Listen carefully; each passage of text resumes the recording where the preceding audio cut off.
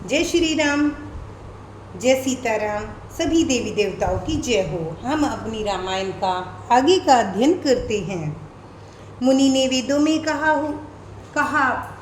हुआ सब विधान बताकर कहा, नगर में बहुत से चंदोवे सजाओ, फलों समेत आम, सुपारी, केले के वृक्ष नगर की गलियों में चारों ओर रोक दो। सुंदर मणियों के मनोहर चौक पुरवाओ और बाजारों में तुरंत सजाने के लिए कह दो। श्री गणेश जी, गुरु और कुल देवता की पूजा करो और भूदेव ब्राह्मणों की सब प्रकार से सेवा करो।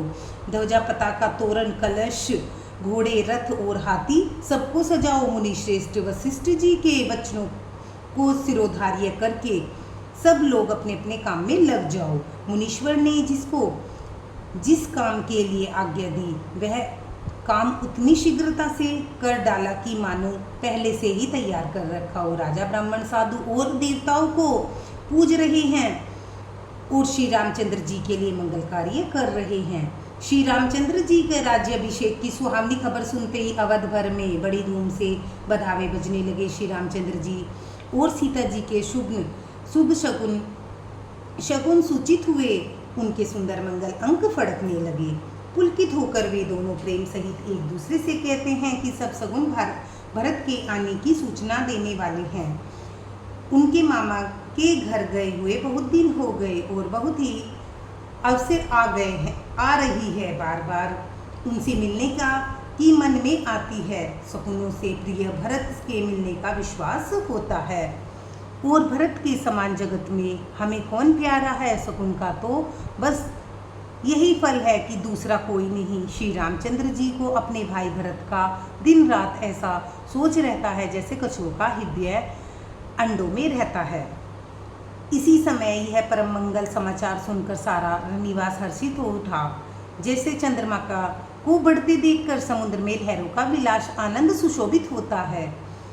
सबसे पहले रनिवास में जाकर जिन्होंने ये वचन समाचार सुनाए उन्होंने बहुत से आभूषण और वस्त्र पाए। रानियों का शरीर प्रेम से पुलकित हो उठा। मन प्रेम में मगन हो गया। वे मंगल कलश सजाने लगी। सुमित्रा जी मणियों रत्नों के बहुत प्रकार से अत्यंत सुंदर मनोहर चौक पूरे आनंद में मगन हुई। श्री रामचंद्र जी की माता कौशल्या जी ने ब्राह्मणों को बुलाकर बहुत से दान दिए। उन्होंने ग्राम देवियों, देवताओं और नागों की पूजा की। फिर बलि भेंट देने को कहा, अर्थात कार्य सिद्ध होने पर फिर पूजा की मनोती मांगनी और प्रार्थना की कि जिस प्रकार से श्री रामचंद्र जी का कल्याण हो दया करके वही वरदान दीजिए।